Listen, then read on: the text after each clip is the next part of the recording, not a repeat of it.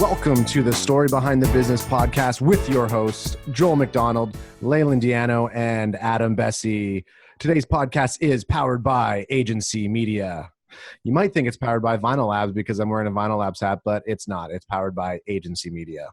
Joel, who is our guest today? Our guest today is Curtis Christopherson, who is the owner of Innovative Fitness. And so it's interesting. We've been talking to people in lots of different industries, and we haven't had anybody on from the fitness industry. And it'll be very interesting to hear his perspective on how they've had to pivot at Innovative. And I know they've done some really cool things, and how they're keeping people moving out there. Yeah, I'm excited for this one too. I mean, fitness, especially right now, I'm fascinated by so many personal trainers out there having to adapt, who meet face to face with people who have now had to put their product online, and are people still as accountable when they're working out from home? So I'm interested to hear some of the tactics they've been using. Have they been putting out different ebooks or different types of strategies to get people on? So yeah, looking forward to today's conversation. What about you, Deeks? Yeah, I think I was on their website looking. So they've launched these. They might have already existed, but these online virtual packages where you can get like 25 sessions. And we'll get him to explain it. But as we were just talking about the price points, it's not low tier. It's quality. So it's kind of bold, I think, but at the same time, brilliant probably to put something out that's not cheap right now. Right. Because it speaks to the quality that you're getting. So I'm interested in hearing that from him, and then also some personal questions, because I'm not really motivated to pump iron right now. You know what? I agree with you, man. I was telling Joel earlier on, like I was searching for weights for my home gym, and they're harder to find than toilet paper right now. But even still, like I've had zero, like the last 3 weeks, I just, my activity level has gone really down, and it's possibly because of working a little bit isolated at the office. But I mean, over the last week and a half, started to bring it back up. I feel good. I mean, obviously working out in the morning or getting physical activity at the start of your day is going to, make you that much more energized and that much more in tune, and you're going to feel like you've accomplished stuff. So, are you just working out at home right now? Yep. Yeah, so I think what Leland's saying though, Adam, and this is a really valid point, is, there's people that have been, isolating in their homes. They're probably not feeling super great right now. They're getting a little bored, and they're not driving into work. Maybe they've been laid off or something like that. And, they're not feeling like everybody knows if I wake up and exercise, I'll feel better. Well, I think a lot of us know that. But then the reality is it's hard to do that. Like, it's hard just to wake up and be like, oh, I feel lousy. I got nothing to do today. Everything's closed, but I'll get a great workout in. Well, and that's why I've read the book Can't Hurt Me by David Goggins, and a big thing in his book is, anybody can go out and run or, go to the gym when they're in a good mood. Well, you're in a good mood. You're feeling good. When you're not feeling good, when you're depressed, or when it's raining outside, or when you just had a crappy day at work, or you just wake up not feeling motivated, that's when you really have to grind it. And that's when you actually push yourself to attain a certain level. And ever since I've kind of read that book, you always kind of gut check yourself and say, okay, well, am I going to be, I mean, he's pretty explicit the way he talks, like he says how you should talk to yourself, but it's just a reminder to say, like, nobody else is technically going to motivate us unless ourselves. So yeah, I mean, I completely agree. It'd be great to hear some tips from Curtis on what he uses to motivate clients, or what he says to clients who just aren't feeling motivated to be active. But I think mentally right now, I think everybody needs it. He probably says things like, suck it up, you loser. Do you think Curtis says that? Die? Loser. Is that how he talks? Yeah, he's probably like, you big fat loser. I doubt he talks. He's like, get your ass into shape, boy. Pancakes. I mean, what you're just saying though is that everyone needs it mentally, but I'm finding that there's so much going on and shifting and pivoting and strategy, and that it's mentally exhausting right now. So it's like, the end of the day, I get that hour, and it's like, I just want to lay on the couch and watch TV. and I don't. Drink of 4 wins, juxtapose. Yeah, right. But it's like, it's just, so yeah, it's interesting. It's an interesting time because for someone who doesn't work out a lot, but should, it's just like, do I have an hour of peace or go? And look at the excuses we have right now, Leland. Well, I would work out, but the gym is closed. Yeah. Right. I would be going, but the gym's closed and I can't really go for a run because they told me not to be too close to other people. So I'm kind of doing my civic duty by not working out.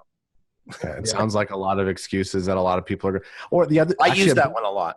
A big one too, though, Joel, is no one's going to see me for a bit. So what does it matter if I'm looking fit or active?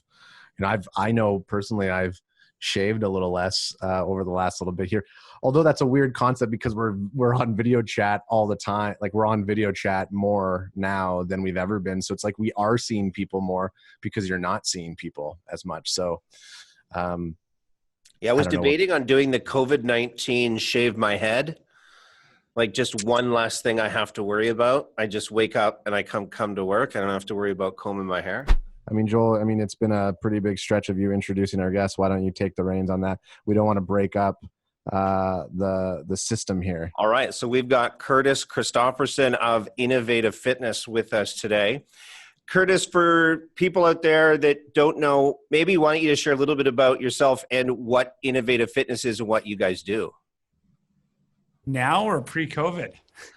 Well, what I wanted to do was go kind of like what was your normal day-to-day business? And then obviously we're going to get into, what the heck are you guys doing now? For sure. So I've been in the health and fitness space for over 20 years, close to 25 actually.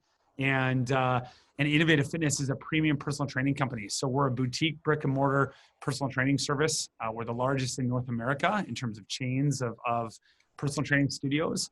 We have 12 locations, over 250 professional training coaches. And we service typically the CEO, executive, business professional, stay-at-home mom, stay-at-home dad, an affluent community that's looking to get fit and active and essentially outsource their health.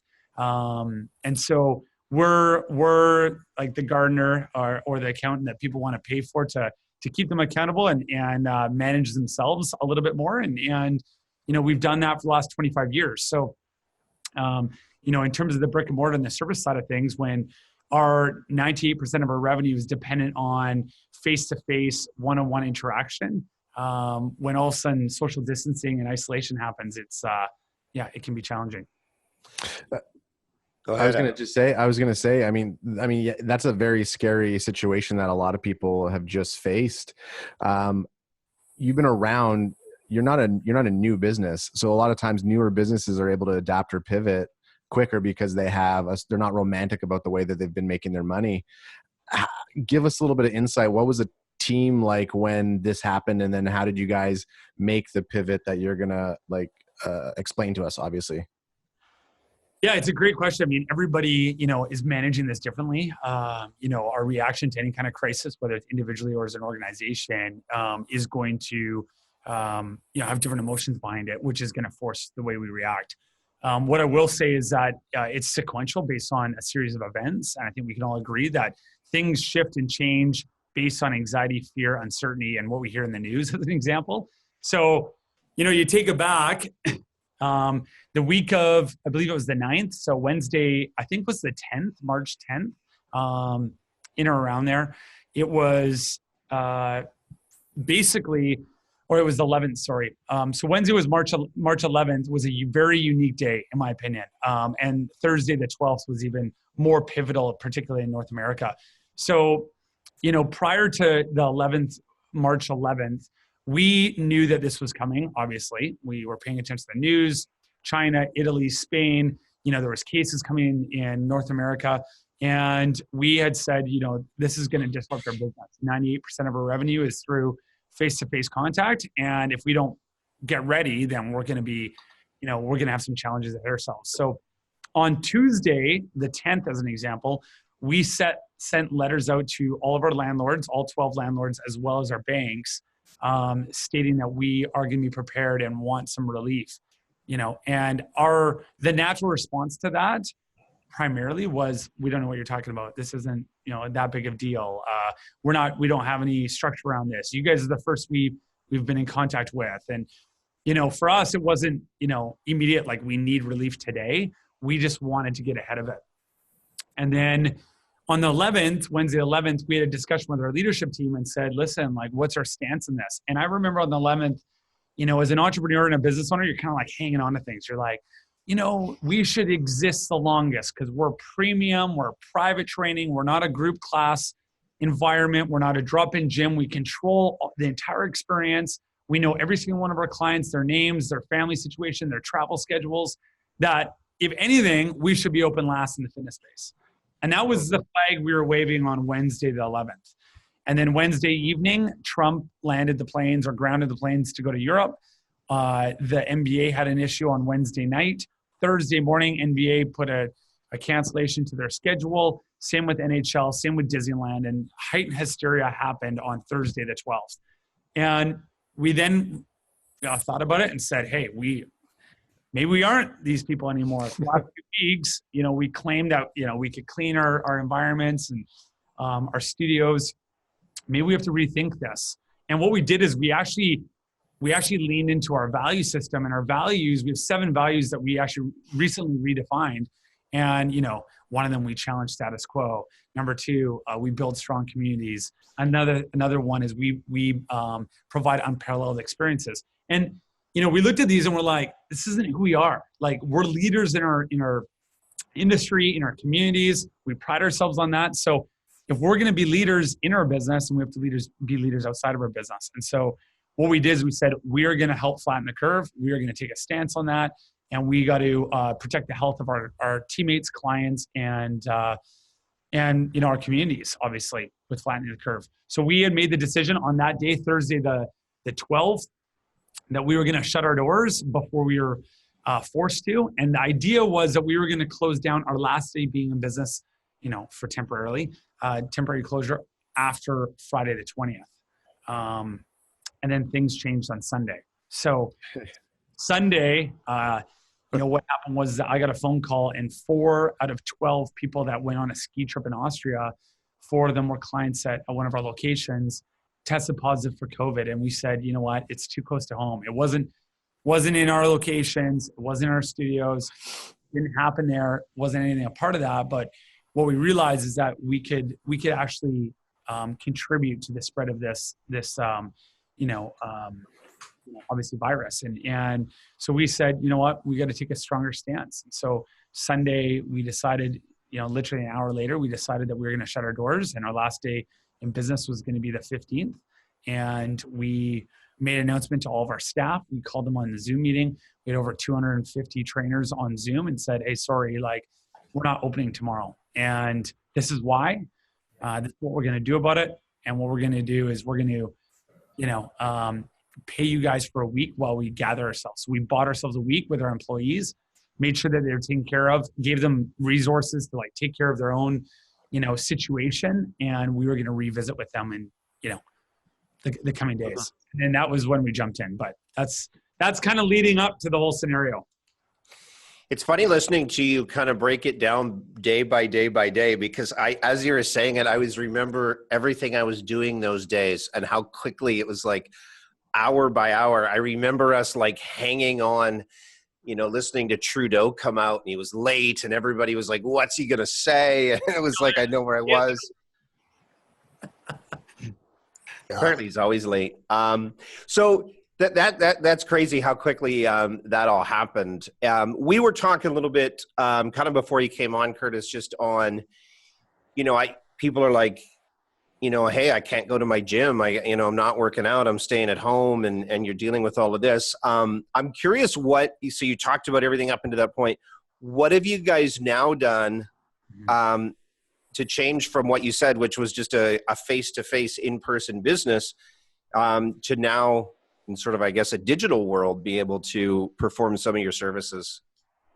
Well, maybe what might be helpful is actually discuss, what our thought process was prior to. So obviously that was making a decision we have to close. And then it was okay, what are we doing to adapt, right? How are we going to pivot? Because what we're seeing in the space is that there there's been a really unique response, as there has been in every industry.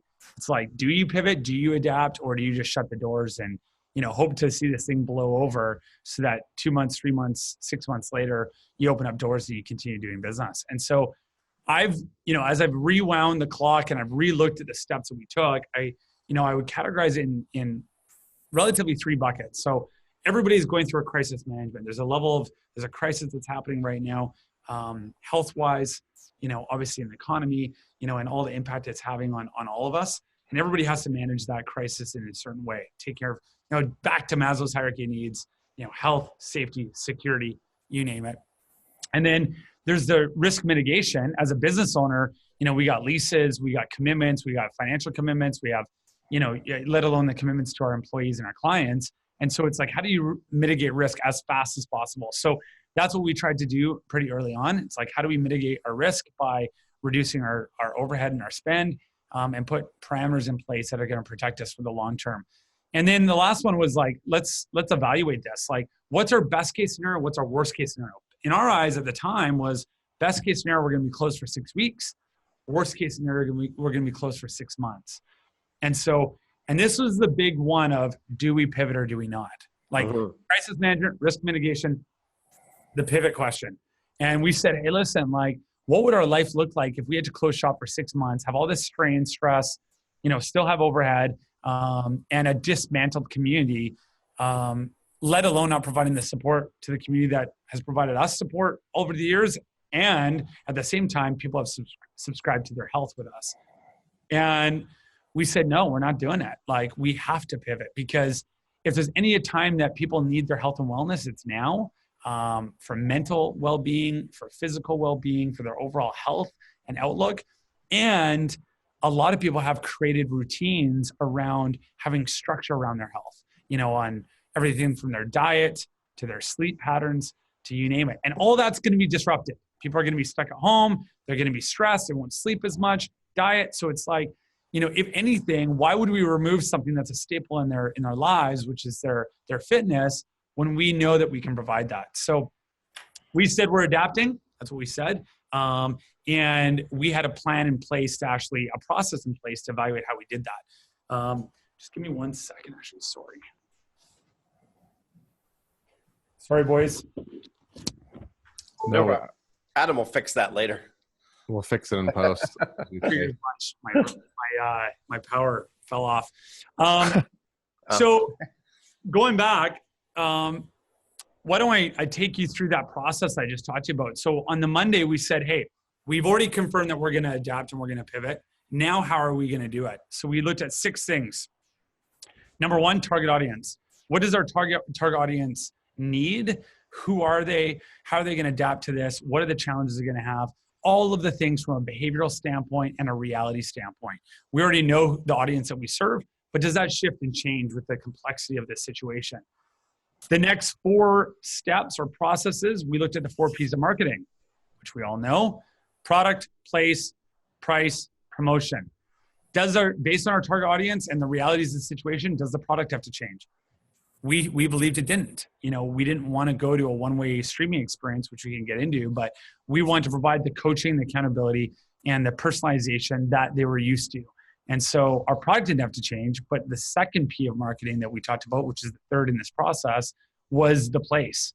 So now we delivered our product face-to-face in a physical studio, and now we had to figure out how to do it home to home. So how do we change that distribution model? And so we had to figure out how to do that. The price, we had to evaluate, are people going to be price sensitive? Are they going to be concerned about paying for a product? All of the above. And then the fourth P in marketing is promotion. How do we promote it? How do we touch them? How do we meet them where they're at from a communication standpoint, and a touch point? And then the last one, the 6th element of this process that we went through from a pivot strategy, was speed.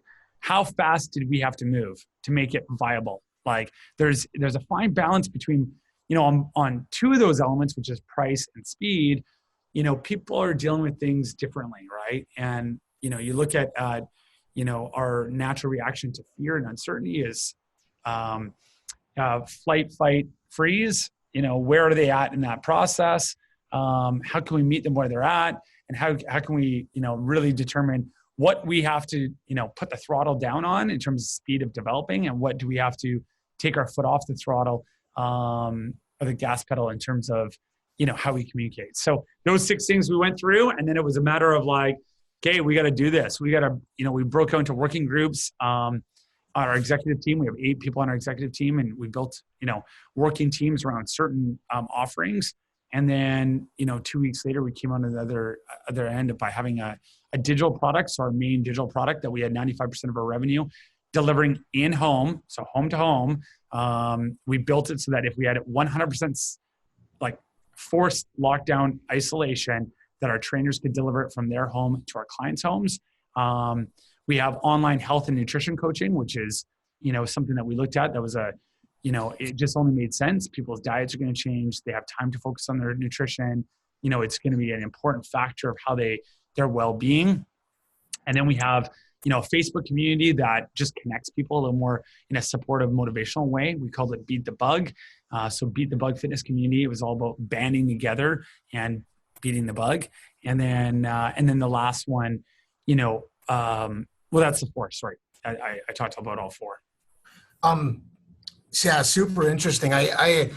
So I have a question relating to the strategy of quickly pivoting. I have a few questions. I'm going to try and keep it short.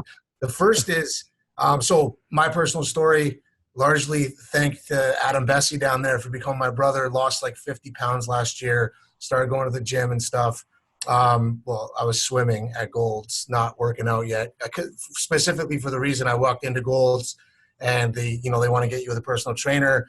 It's this young girl. I'm like, I don't want this girl poking at me and watching me not be able to lift weights. So I avoided that very easily. So this, I went to your website and I saw the services you guys are providing. And the difference I noticed, being a bit of an introvert, is that a virtual experience with training and with even the dietary stuff and nutrition is appealing to me, because I'm busy, I got a kid, and I'm introverted, so I don't like to go into a gym and be poked at and have those conversations. Have you, the first question is, you guys put together a package that looks premium? Like, I mean, even in terms of branding, there's so many companies that had to pivot to this digital experience that are just, to be frank, they look like shit. Like, you go to their website and it just looks like crap. So I kind of want to know your thoughts in terms of the investment you made. Because there obviously was one. This wasn't a quick, cheap pivot. It was a pivot that required some investment. And then also maybe if you could talk about the strategy on going forward. So what it looks like as this being a new acquisition model for you of getting like guys like me who it's super appealing to. And now I would be able to work with this company that is a little badass and well put together, rather than like some weird guy on Facebook that's offering virtual nutritionist type stuff that I really don't even want to talk to. I wouldn't want to talk to him even by email. So, Well, thank you. I mean, that was there was a lot of compliments in there too. So appreciate that. I think from the investment standpoint, the pivot online in terms of, we already had obviously a website. And so pivoting our website wasn't a massive undertaking. Like it was, we have or not quite in-house, but someone that can come in there and kind of freshen up the way that we, portray and show up in the world. And that includes our services. By no means is it done yet. But that wasn't a huge investment. Where the investment was that a lot of people don't realize is actually the technology. So, a lot of people in the fitness space, particularly training, there's one thing to do live streaming, such as Facebook Live or YouTube Live or Instagram. But from a coaching perspective, whether it's in the fitness space or not, obviously, the world is using Zoom right now. Like if you see how many users that Zoom has now compared to what it was pre-COVID, I think every single person has a subscription to Zoom. The reality is that whether it's Zoom or any other video conferencing technology, most of it is designed for the office setting. So chest up, okay, all the views are the same. What you see is what I see. From the primary preview screen all the way to the other people that are participating. And so in the training and the coaching world, it needs to be something different because here's an example. When we have to see the full body, we can't see chest up. And so then if I back myself up from my computer, then I'm miniature and I can hardly hear you. And so that doesn't work. Number two, if I'm training more than one person, as an example, I need to see not just one person in the primary review, I need to see two people equally. And that doesn't happen in majority of the technology that's out there. So, we had to look at that and kind of go, okay, how are we going to pivot from a video distribution standpoint to make it most effective for the training experience? And so we had a software company that we were already working with to develop our scheduling and billing, our own proprietary software.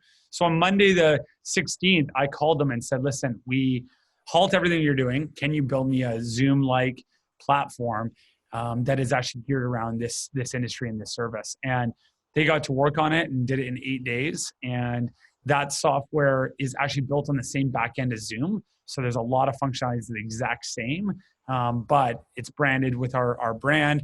It has the, some of the features like I talked about. And then it also has the scheduling, because with scale, we talk about a mature company that is really hard to pivot. Like if you're a brand new company, you can kind of, shift things pretty quickly. You got small teams, you have less overhead, you have less restrictions, and you have less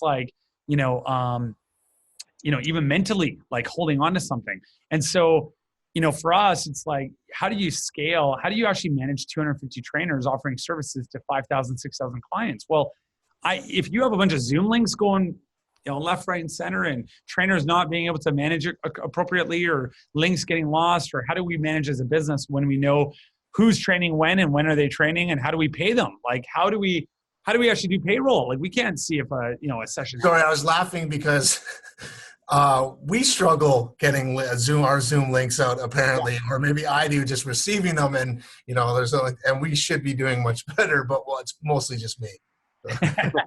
Yeah, so imagine having a bunch of independent employees managing that on their own when they're not even used to doing that. So what we did is we built the software so that it had functionality on the scheduling side as well, so that I can see whenever any of the trainers are training any client and knowing when that's happening, so we can cross-reference anything from how we pay them to making sure that we're tracking everything. So we did that in a very short period of time. That was probably that was all turned around in 8 days? 8 days. Wow. Yeah, from a development standpoint, that's incredible. Yeah, the guys, it's a company called Sasberry. I have to give them recognition. They 24-year, 25-year Microsoft vets, and they know what they're doing. They understand AI, they understand development, and they've been a blessing to work with. So, that was, you talk about investment, there was two large investments, technology and the people. So when we paid our employees, we said, we need time. We're going to pay you for the week at your existing wage, your existing commitments, you name it. And then we're going to revisit this on Friday. And when we came back to them saying, this is what we're doing, this is how we're doing it, who's in, right? Like, we cannot provide one-on-one service at all. So we have to do it digitally. And if we're going to do it digitally, we need your help. And I'd say 90 to 95% said, yeah, we're here for you. The other 5%, different reasons. They have different restrictions at home. They might not feel comfortable digitally, like in front of a video setting. Like, there was, some people didn't really understand the severity of this. So, they're kind of like, hey, I don't really understand why we're shutting down. It's like, you're not paying attention to what's happening in the world, but that's besides the point. What's been? Do not wait 40 minutes for Trudeau to come out. Yeah, exactly. Curtis, what's been the biggest response that your clients have said once this was rolled out? So it's obviously not only new for your side, your team. It's also at that time when you first started to roll out, people aren't 2 weeks, 3 weeks into video conferencing. So it was probably a brand new thing for them. What was the feedback? Yeah, it's a great question. So the first element of feedback is, are they ready for this or not? Right? Like, are they dealing with new routines? Are they dealing with their family at their home? Like, is fitness their number one priority? No, it's not. Maslow's hierarchy of needs, safety, health, shelter, items like that. So that is, for some people, they haven't really been able to provide the space, not physical space in their actual life right now to even consider as a priority.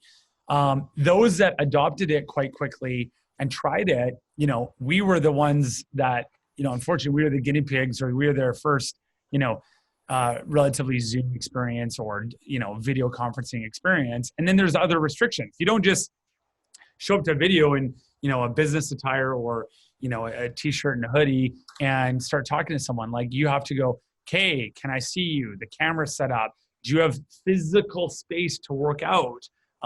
Can you hear me? Audio. Do you want to play music in the background to motivate you? Like, so there was some setup things, but once it's going, what the feedback has been amazing. In fact, what's been the most surprising is that when someone uses our services in general, they're like, oh my God, I did more in an hour than I would have done in 2 hours in the gym by myself. I'll do more in an hour with a trainer than I would do, in a spin class or a group class or whatever, because there's one-on-one accountability. So we've always got that feedback. We've got that feedback for 25 years, and that's why we exist. The feedback from our existing clients that now have tried this service, it's gone through even the roof even more. Because here's the reality. Trainers feel accountable that they have to see you in your view for the entire hour. They're not going to go into the computer and logging some information. They're not running to the water station. They're not getting distracted by other people in the gym. And same thing with the clients. So now you're having one-on-one attention with someone for the entire hour. The accountability has gone up even further. And because of that, the workouts seem more intense and they seem like it's super successful. And people just show up, in their home, make the time available, and they get their butt kicked, and then they don't have to waste the time driving back and forth. So that's another thing to the second question that was asked is, what does this look like going forward, right? Like, what does this look like going forward? Well, here's the reality.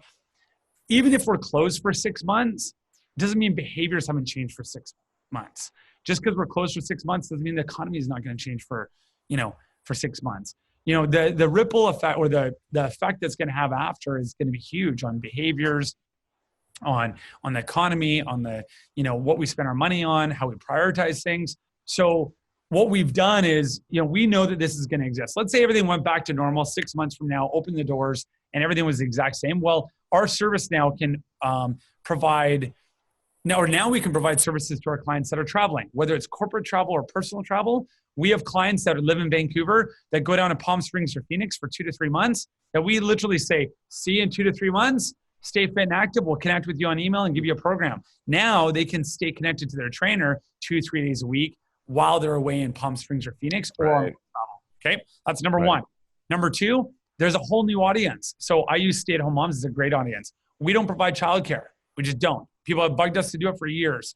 We didn't want to get into that space. It takes up physical space. There's complications with it. There's challenges with it. Now, if I'm a stay-at-home mom at my house and the baby goes down for a nap, I can rock out an hour session with the trainer in the confines of my own home and not even leave my house. So, that's the solution. The intimidation factor, another solution. Now you feel comfortable in your space. You work from home. You want to do it quick and easy. You don't need to leave.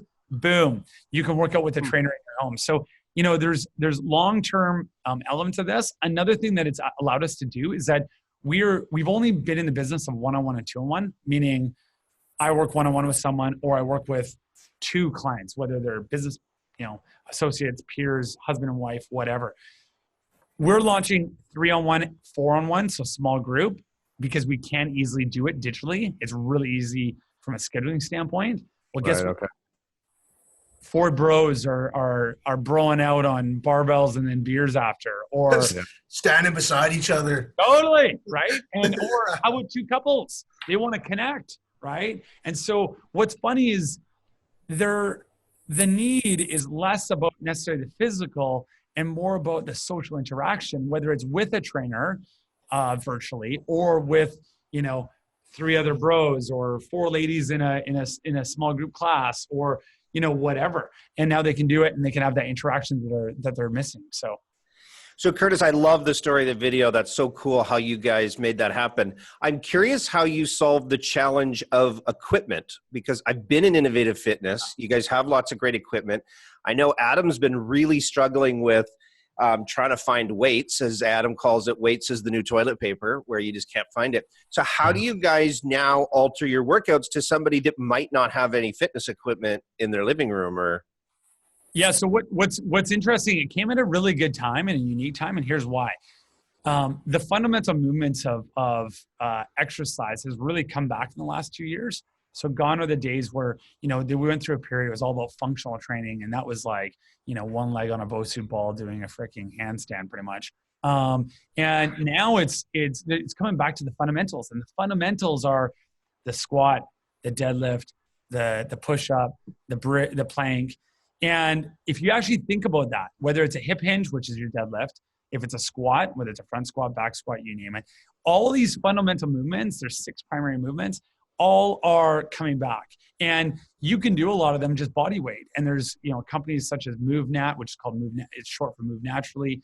There's other, certifications that's telling you that to be actually functional as a person from a fitness and health and a, from a movement perspective, it's going back to those fundamental movements. So all of our, the curriculum that we took our staff through is like, hey, listen, we have to be experts at like moving properly and moving through body weight movements. And it's harder than you can imagine, right? And then the nice thing is that our trainers aren't group class fitness instructors. For them to get technical, that's what they're like. We have the top of the food chain in terms of the level of professionals that we employ. They have degrees in human kinetics and kinesiology. They have 5, 6, 7 years experience. So for them cueing Adam, Joel, whoever, any of you guys,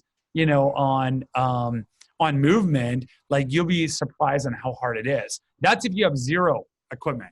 Then obviously, from an equipment perspective, we partner with 360 Athletics that put together at-home kits that include 2 sets of dumbbells, medicine balls, bands, items like that to provide the resistance that some people need.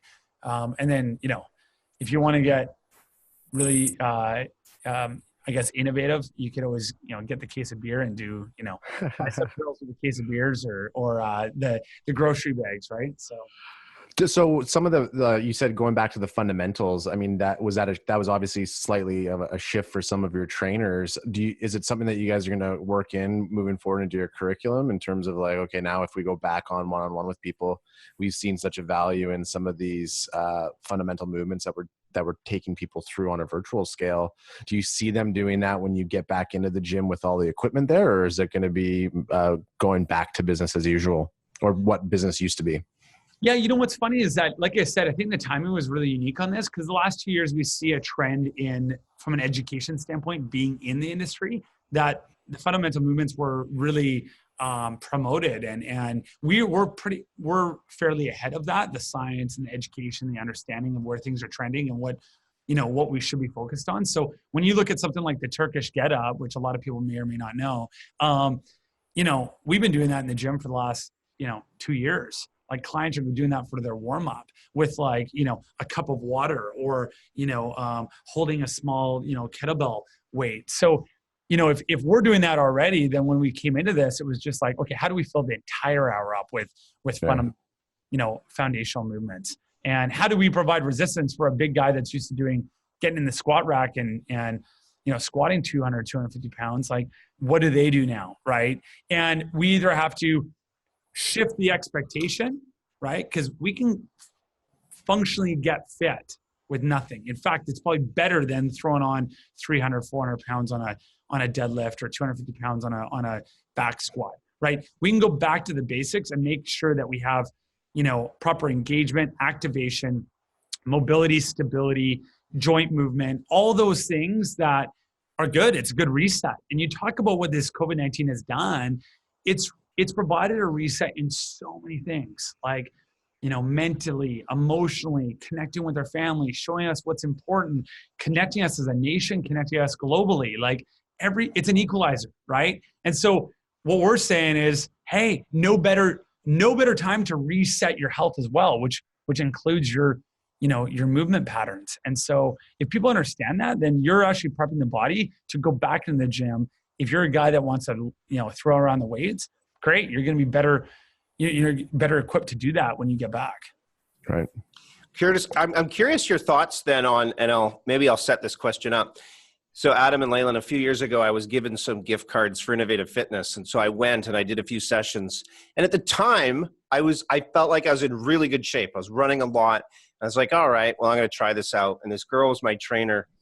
And we did the workout. And at the end of it, I said to her, I was being cocky. And I was like, so like, that's it? And she's like, yeah. And I was like, I wasn't so hard. I had every muscle in my body hurt the next day. And it was like places I didn't know I had muscles, like just absolutely hurt, because she was like giving me this, all I would do is go for a run. Right. Yeah. And that was it.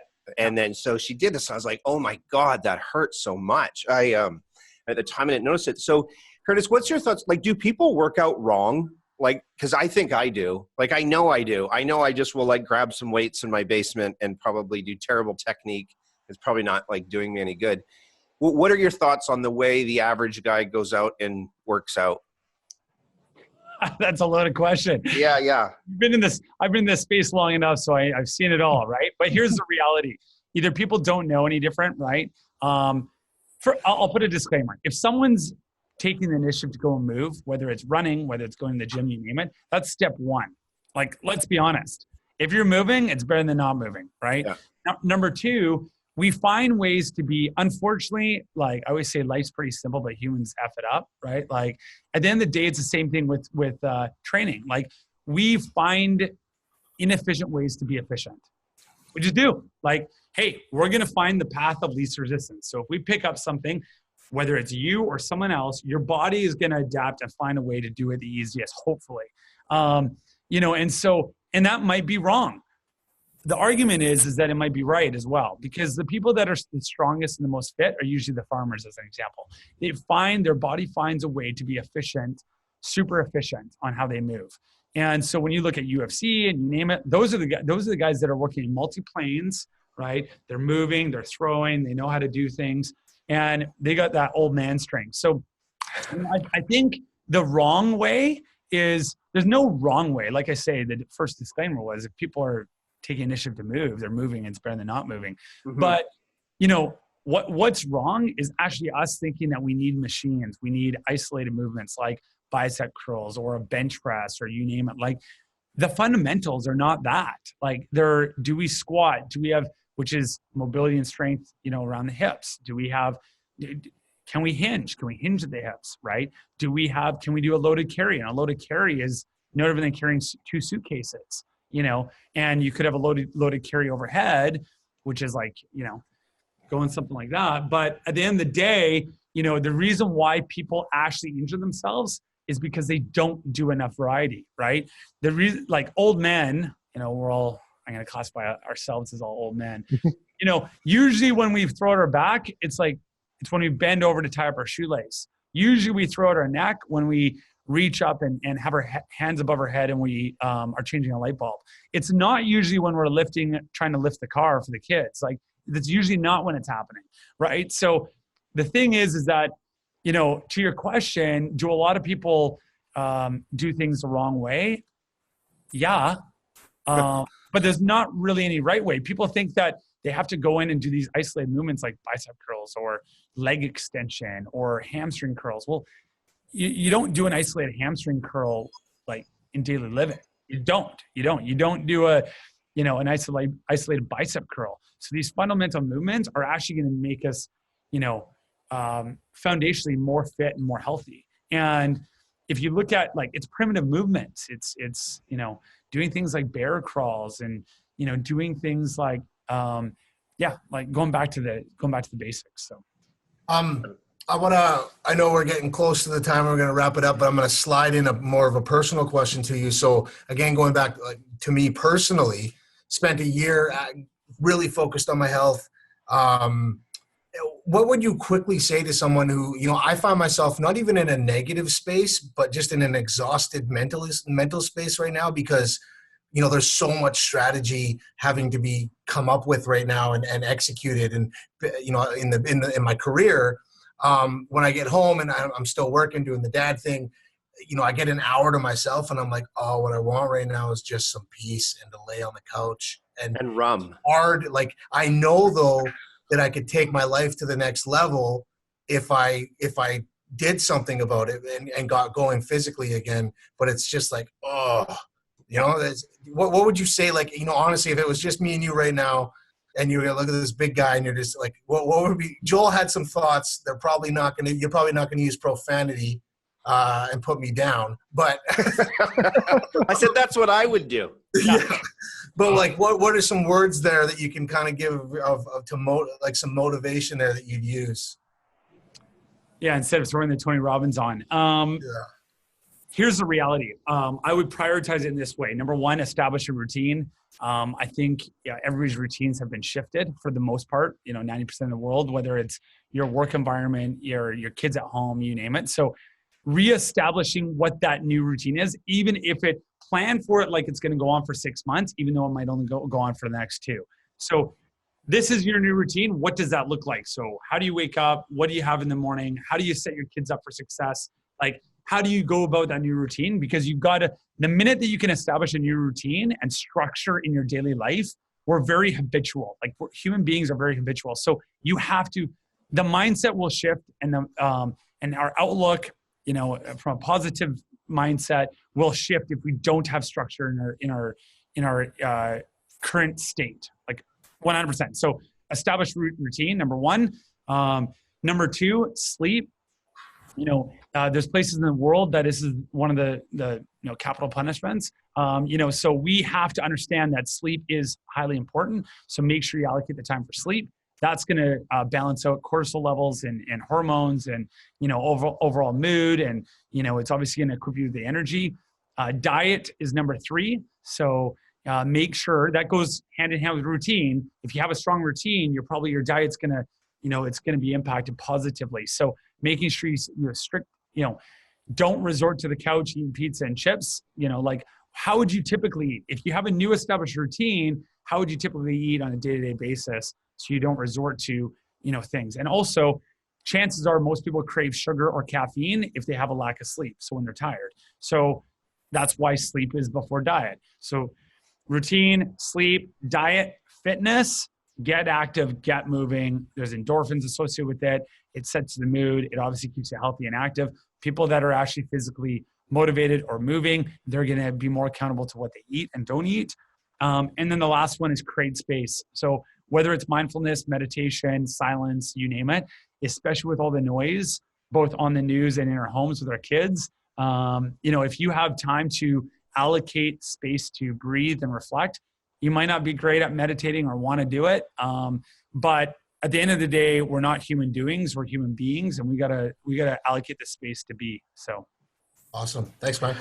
Yeah, I got actually a follow-up one to Leland's before we end this off, Curtis. But with the amount of noise that's going on out there, and people, obviously who've been affected financially with the crisis going on, and they still want to maintain their health, and there is a lot of free information and some of the times the right information out there.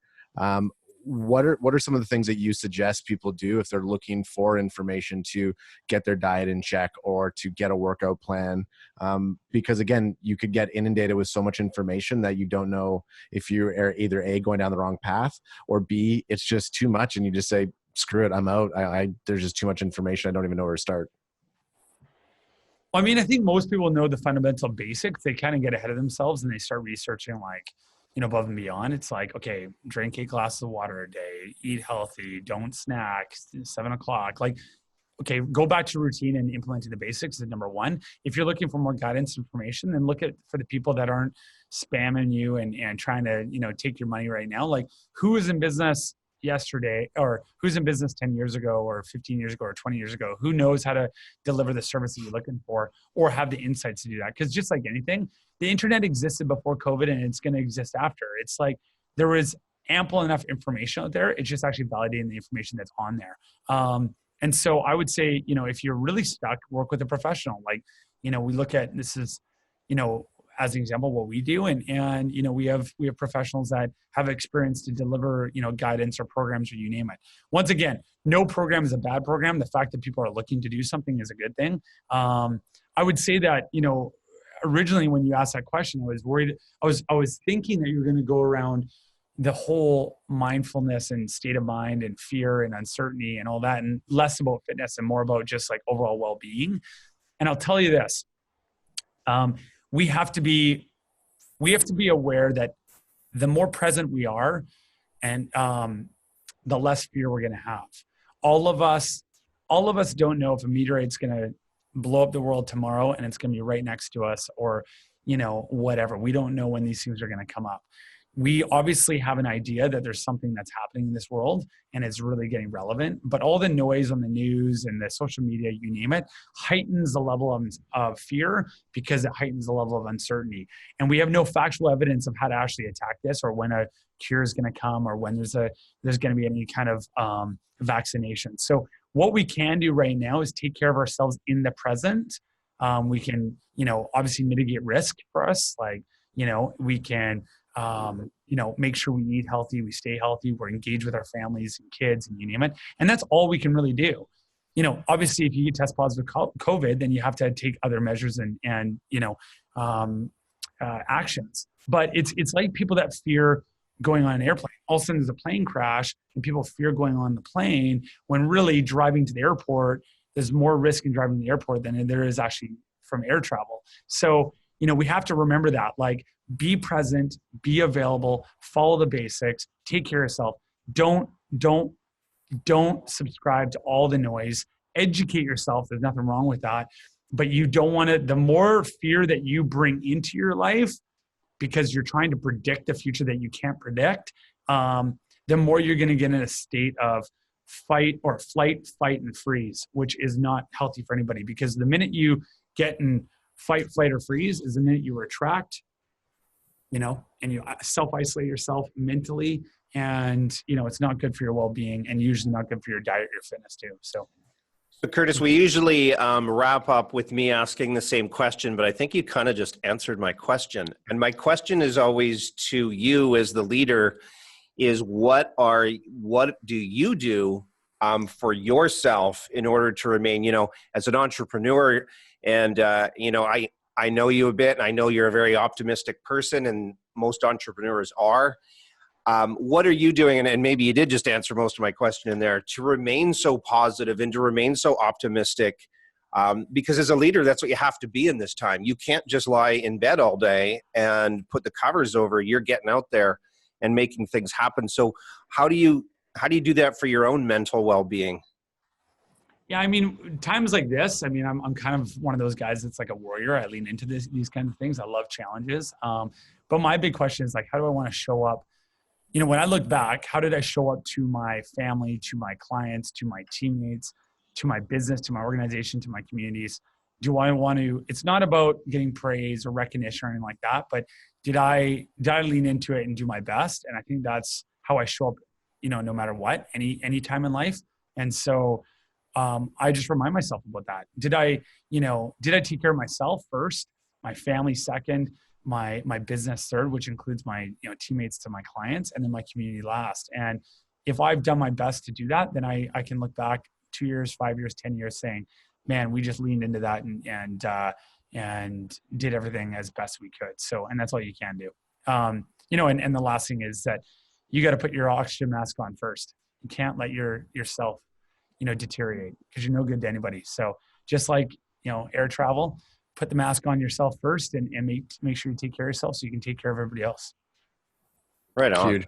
Great points, Curtis. Awesome. Thank you so much for taking the time and not only giving us some knowledge behind your business and the things that you guys are going, but just some solid fundamentals that people can take in any walk, even if they're not looking for fitness. I think you said a lot of great stuff to just mentally kind of get yourself in check, especially that last moment. And it is hard for us to take a step back and put our oxygen masks on when everything's going like in chaos at times when we're putting out fires. So it's great to be reminded of that. But just on behalf of our team, we appreciate you taking the time and dropping some. Hopefully that was good. I don't know. What you guys were looking for, but yeah, it was great. I actually wrote notes, and I've never done that in a podcast before.